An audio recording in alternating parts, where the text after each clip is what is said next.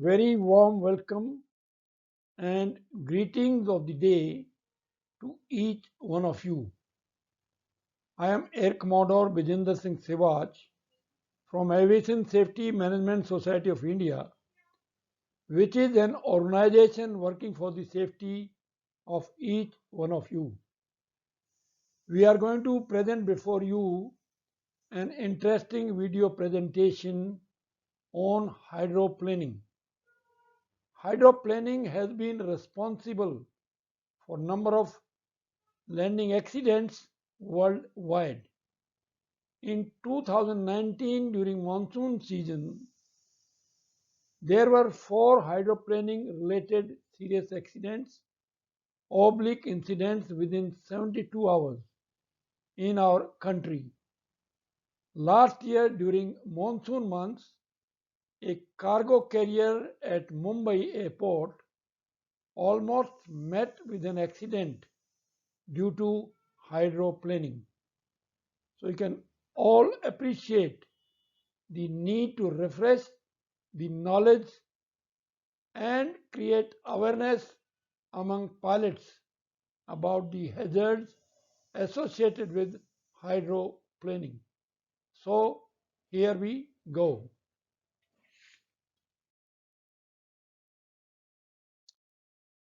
Before we discuss the hydroplaning, we shall talk about types of runway condition. There are 4 types of runway conditions: dry runway, damp runway, wet runway, and contaminated runway. We shall discuss each one of them. First, the dry runway. The dry runway is a paved runway which has grooves or porous pavement so as to retain effective braking action even when moisture is present.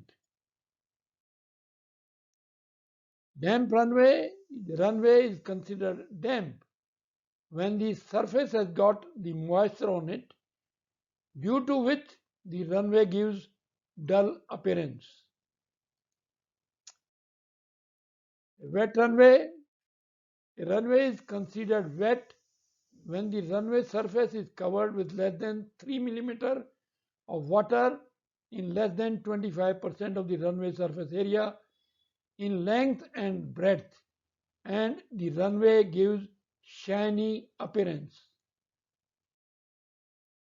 Contaminated runway, a runway is called contaminated when more than 25% of the runway surface area is covered by water more than 3 mm or slush, loose and compacted snow, ice, frost, and heavy rubber deposits on the touchdown zone of the runway are existing. Now we shall have a look at the factors which affect braking action. The presence on the runway of a fluid contaminant, that is water, slush, loose snow, frost, a solid contaminant like compacted snow, and ice adversely affect braking performance by reducing the friction between the tires and the runway surface. The reduction of friction force depends on type of runway surface, tire tread condition and inflation pressure, anti-skid system performance, fluid between the tires and the runway. Now we shall discuss hydroplaning, which is also known as aquaplaning. Hydroplaning is defined as a condition that occurs when an aircraft carries out a smooth touchdown on the runway surface which has contaminants like water, snow, ice, slush, frost, and rubber deposits. When an aircraft lands smoothly on a contaminated runway, a layer of fluid forms between the tires and runway surface, lifting the tires off the runway surface. This results in a partial or total loss of contact friction between the tires and the runway, and a corresponding reduction of friction coefficient. Hydroplaning affects nose wheel steering as well as braking performance. Main wheels and nose wheels can also be affected by hydroplaning.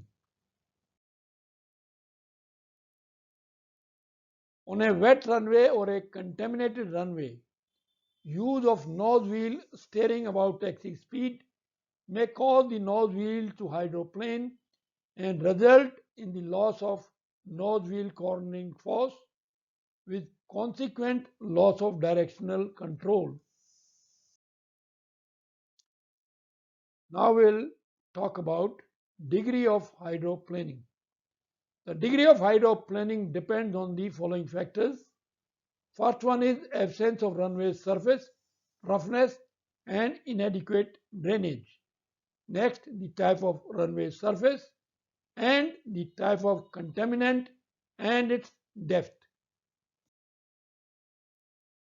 The condition of the tires and inflation pressure of each individual tire, ground speed of the aircraft, and whether the aircraft tires are locked or not. Now we'll discuss different types of hydroplaning. When an aircraft hydroplanes, it will experience one of the following types of hydroplaning. First is dynamic hydroplaning, next is reverted rubber hydroplaning, and viscous hydroplaning. Dynamic hydroplaning can occur when there is a film of water on a runway that is at least 1/10 of an inch deep. Dynamic hydroplaning occurs when an aircraft is traveling at relatively high speeds. As an aircraft speed increases, water on the runway surface cannot be displaced by the tires and forms a wedge of water under the aircraft's tires. This wedge resists the tire and builds up pressure between the tire and runway surface.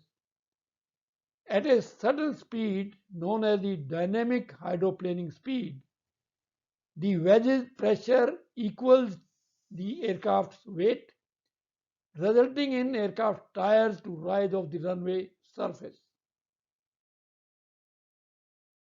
The dynamic hydroplaning speed is directly proportional to the aircraft's tire inflation pressure. It is equal to approximately 9 times the square root of the tire pressure in pounds per square inch. Next, reverted rubber hydroplaning. Reverted rubber hydroplaning occurs when a thin film of water is on a runway and a pilot allows the aircraft's tires to enter a prolonged locked wheel skid. A pilot is most likely to cause an aircraft's tires to enter a prolonged locked wheel skid while performing heavy braking. The point to remember for the pilots is that reverted rubber hydroplaning and a locked wheel skid occurs after an encounter with dynamic hydroplaning, as the pilot may have had the brakes locked while attempting to slow down the aircraft. When an aircraft tire experiences reverted rubber hydroplaning, the skidding tire generates a lot of friction and heat. This heat causes the rubber on the tire to revert to its uncured state, hence the name reverted rubber hydroplaning. In its uncured state, the rubber forms a seal between the tire and runway and prevents water from exiting the tire's footprint.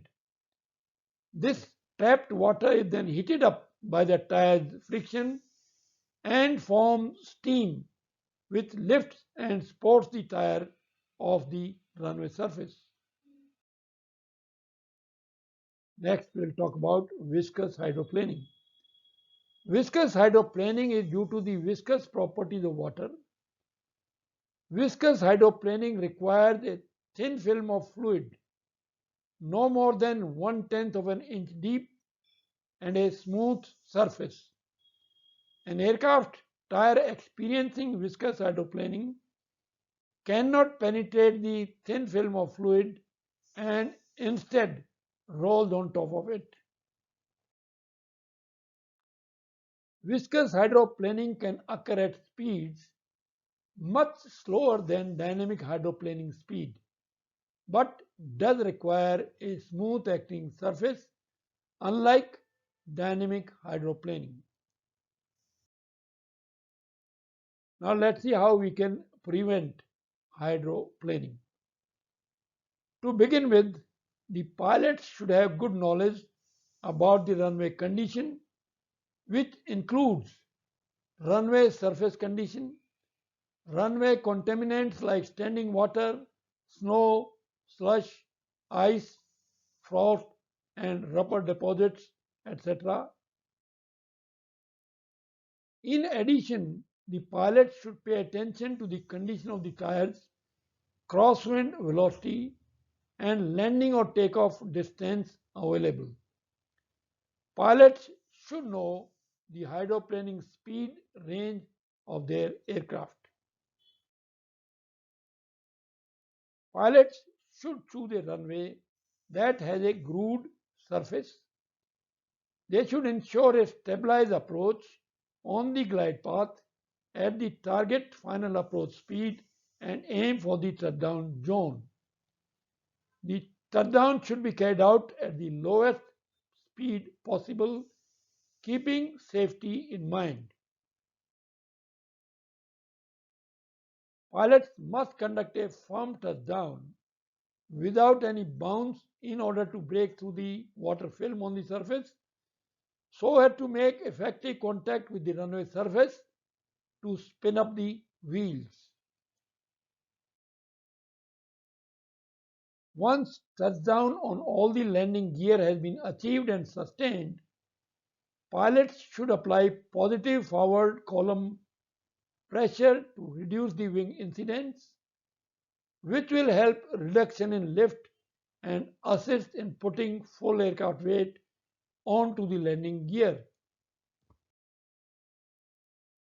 Pilots must retract the flaps immediately after landing to place more weight on the tires. They should use reverse thrust and ground spoilers early in the landing roll when they are most effective. Confirm the extension of ground spoilers.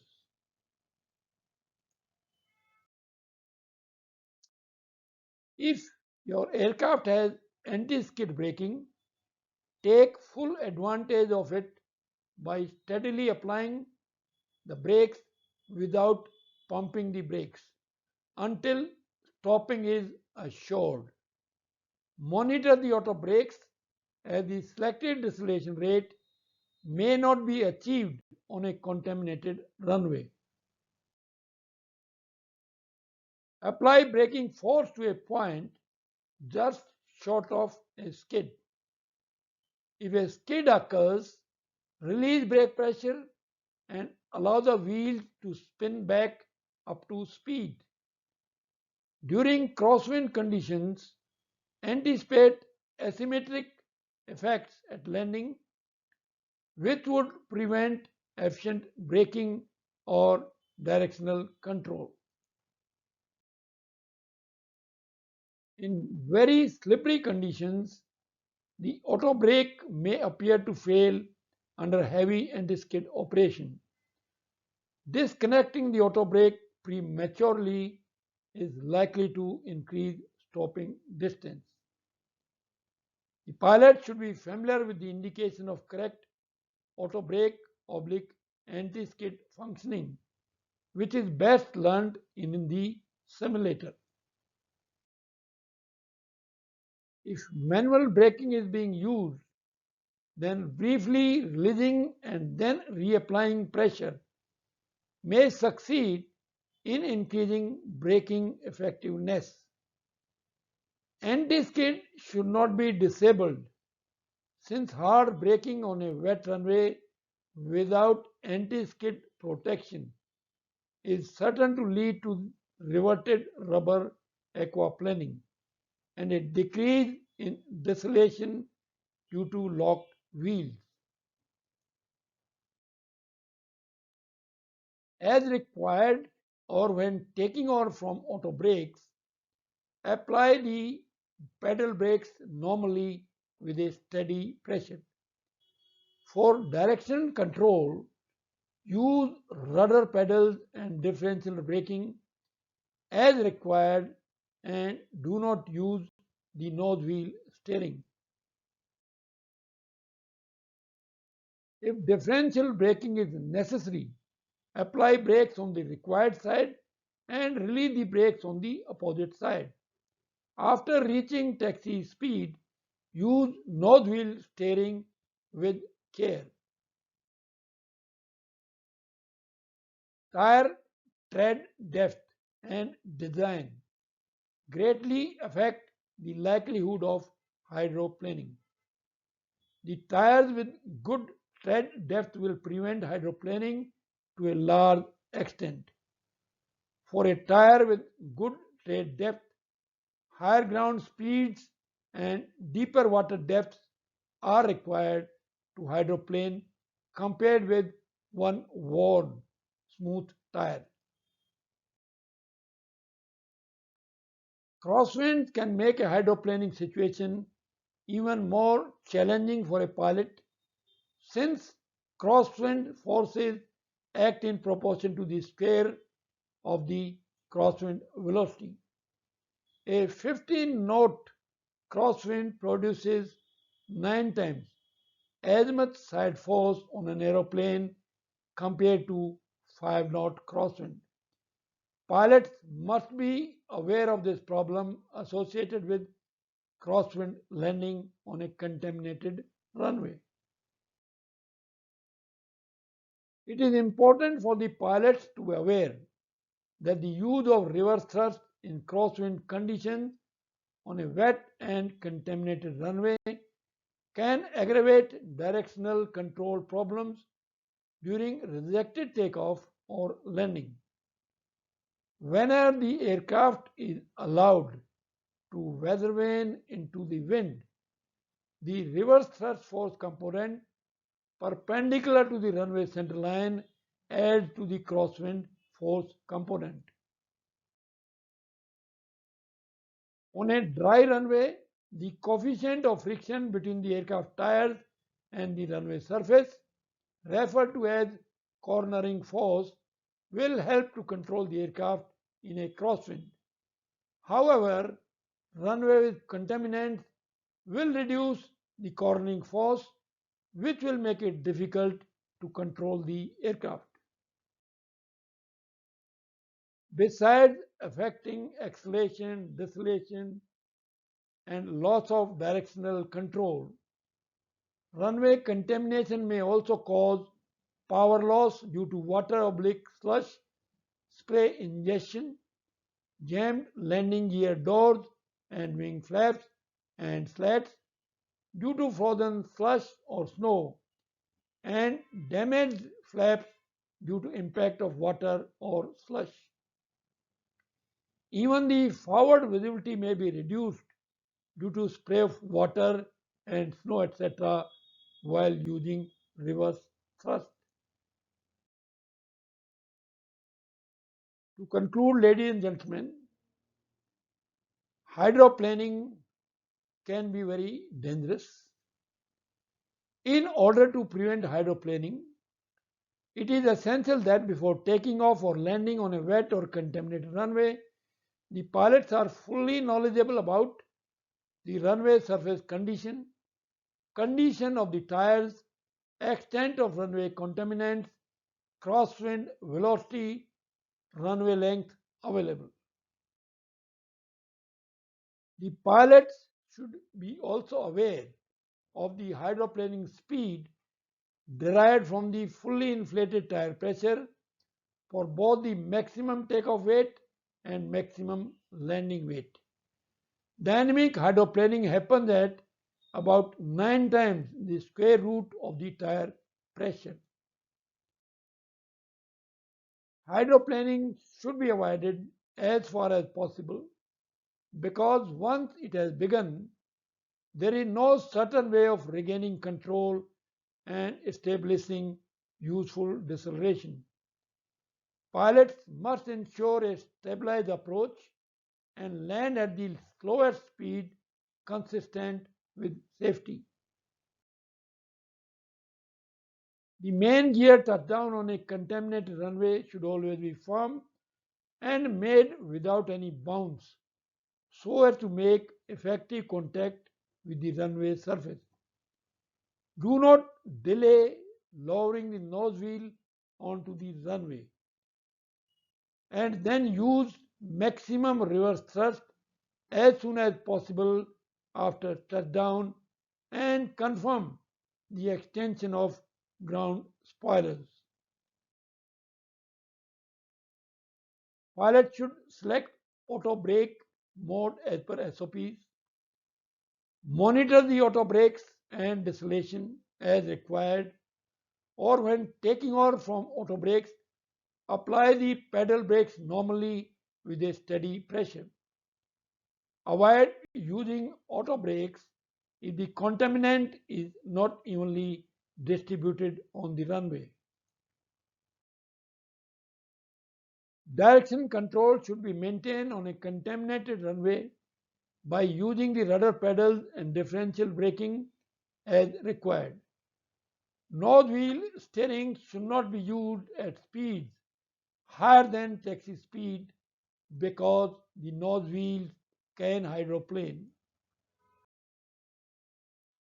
Pilots should know the maximum crosswind limits of their aircraft, and if there is a significant crosswind component, a landing on a potentially slippery runway should not be attempted. Careful attention should be paid to the appearance of the tires during the pre-flight external check, especially the depth of the tread. It should be ensured that the aircraft tires are correctly inflated. Under-inflated tires hydroplane easier than properly inflated ones. Avoid landing on a contaminated runway without anti-skid or with only one thrust reverser operational. If the flight crew becomes aware just before landing that the depth of water on the runway, especially in the touchdown zone, has increased to an extent that hydroplaning is likely, then a go-around should be executed. When the destination airport runways are contaminated and strong crosswinds are prevailing, the pilots should not hesitate to divert to an airport with better runway condition and a lower crosswind component. Airport operators also have a major responsibility to ensure the safety of aircraft operations at their airport. They should be fully involved in monitoring, reporting, and improving the runway surface condition of their runway. Rubber deposits which lead to runway contamination should be regularly removed to achieve a desired minimum dry friction level. No time should be issued if the runway is contaminated due to rubber deposits.